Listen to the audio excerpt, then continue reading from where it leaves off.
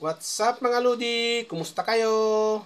So for today's video mga Lodis, ituturo ko lang po sa inyo kung paano magpalit ng pangalan or mag-iba ng pangalan ng ating mga Wi-Fi or mag-iba po, mag-change password po ng ating mga Wi-Fi. Kung marami na pong nakakonek sa inyong mga Wi-Fi or ayaw nyo pong ibahin, gusto nyo ibahin yung pangalan ng inyong Wi-Fi, pwede nyo po yan gawin mga Lodis gamit lang ang inyong mga cellphone. So maganda po Lodis, makontrol nyo yung inyong mga Wi-Fi po kasi po baka hindi nyo alam, marami na pong nakakunik dyan.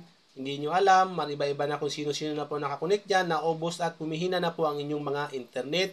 So dito po sa tutorial natin, ituturo ko po sa inyo kung paano palitan ang password at kung paano po palitan ang pangalan ng inyong mga Wi-Fi. Okay? So paalala lang po, ang tutorial nito ay para dun po sa may mga Wi-Fi device na Huawei. Okay? Any model po ng Huawei. Any packet Wi-Fi, router, modem, extender, anuman pong Wi-Fi device ng Huawei brand, ayan po, anong brand man po makikita nyo po yan dyan sa, kahit ano pong device niyan, basta nakita nyo po yung Huawei, pwede po ang tutorial na ito na gagawin natin, okay? So, ang gagawin nyo lang po, titinan nyo muna yung device ng inyong Wi-Fi, pag ganito po, Huawei brand, meron pong ganyan logo ang nakapangalan, kahit saan po yan, sa harap, sa likod, sa ilalim, basta Huawei brand, makikita nyo ganyan. Ipalo nyo itong tutorial ko, ituturo ko po sa inyo kung paano palitan yung pangalan ng inyong device at kung paano po palit ng password. So, ganito lang po ang gagawin nyo mga Lodis. Una po na gagawin nyo Lodis, dapat po nakakunik kayo dun sa device na papalitan nyo po yung pangalan at password. Okay? Dapat dun po kayo mag-connect. Huwag po kayong magkukunik sa data or huwag din po kayong magkukunik sa ibang device tapos magpapalit po kayo ng pangalan at password ng inyong device na yan. Dapat po naka-open po yun and then nakakunik po kayo doon. Pag once po na nakakunik na po yun, katulad po sa akin, ayan, nakakunik po ako, ayan. Ayan po, iba na po yung pangalan ng aking router pero ituturo ko pa rin po sa inyo yan. Okay? So, dapat po nakakunik po kayo sa ganyan. Ayan, katulad sa akin, Bartin TV. Pa-subscribe naman dyan mga Ludis. So, pag okay na po, nakakunik na po kayo, pumunta po kayo sa mga Play Store ng inyong cellphone. App Store,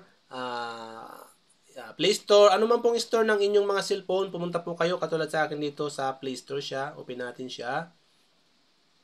Hindi dito po sa inyong mga Play Store po, i-search nyo lang po ang Huawei Highlink. Ayan po, Huawei Highlink. Ayan po, i-search nyo po yan. Okay? I-search nyo po yan. And then dito po, lalabas po yung application na yan, suggest po yan. Yan pong high na yan, yung logo na yan, and then Huawei Highlink Mobile Wi-Fi, yan po ang i-download yung application. Kasi sa po sa akin, naka-download na, kaya makikita nyo open na lang. I-click nyo lang pong open. And then, mapupunta po kayo dito. Ang gawin nyo lang po, i-click nyo tong next. Yan, and then, agree. And then, okay, location po. And then, i-ganon mo pa, swipe mo lang pagilid. And then, quick start. And then, siyempre, allow nyo po ang location nyo. And then, mapupunta po kayo dito sa application. So, dito po, kailangan nyo pong ilagay yung password ng inyong Wi-Fi dito. Okay, click nyo lang po itong login na yan. Yan.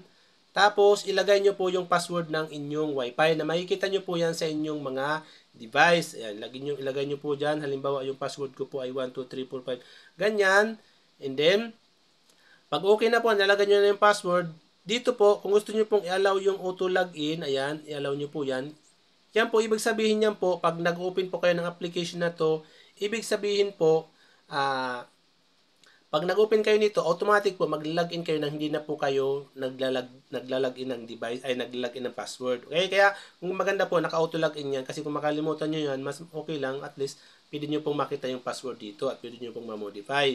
Pag okay na po, i-click niyo na lang po yung login na yan. Ayan, login na yan. Tapos, mapupunta po tayo dito. So, dito po, para dun sa may mga gusto mag-upgrade ng application na to, i-click nyo po yan, check it out. So, ako, hindi ko naman po kailangan kasi mas gusto ko yung version na to ng application na to. Mas madaling i-control. Ayan, ignore ko na lang po. Kayo po, kung gusto nyo mag-check out, continue nyo lang po yan. Ayan. And then dito, mapupunta na po tayo dito sa homepage login ng application na to ng Huawei. So, dito po, makikita nyo po dito yung mga kung ilan nagamit nyo na, anong mga connection. Meron po tayong mga tutorial dyan mga Lodi. So, siyempre, ang tutorial na to para doon sa pagpalit ng pangalan at password mga Lods. So, pupunta tayo dito sa setting icon na yan. Ayan. Click natin yung setting icon. And then dito, punta po tayo dito sa My Wi-Fi. Ayan. And then dito po sa My Wi-Fi, makikita nyo po dito, Wi-Fi name, password. Kung gusto nyo pong malaman yung password nyo, i-click nyo lang po yung I na yan, makikita nyo po kung anong password ng inyong Wi-Fi. Kung gusto nyo pong palitan yan, i-click nyo lang po yan, halimbawa ganyan, and then i-delete mo lang po yung previous name, and then palitan nyo ng kung ano man po ang gusto mong name na ipalit. Yan. And then sa password din po, kasi same lang naman po, i-click nyo din po yan, and then i-delete nyo po, and then kayo na po maglagay ng ano mang password na gusto nyo po. Tapos, pag okay na po, na-set up nyo na po yung password tsaka yung name na gusto nyo ipalit, click mo na lang po itong setting check na yan. Ayan, icon check na yan. Ayan. Pag once po yan na na-check, magre-reconnect po yan, and then ilagin nyo na lang po ulit yung inyong mag-login nyo lang ulit kayo sa inyong mga Wi-Fi. Tapos, makikita nyo po yan, refresh nyo lang po, magbabago na po yung name at password ng inyong mga Wi-Fi. Okay, Lods? So, napakadali lang naman, Lods. So, paalala po, ito po ay para doon sa may mga Wi-Fi device na Huawei brand. Any model, basta Huawei. So, yun lang po, Lods. So, sana po nakatulong. Kung may katanungan ka po, i-comment po sa comment section ng video na to at sasagutin po natin yan sa abot ng ating makakaya.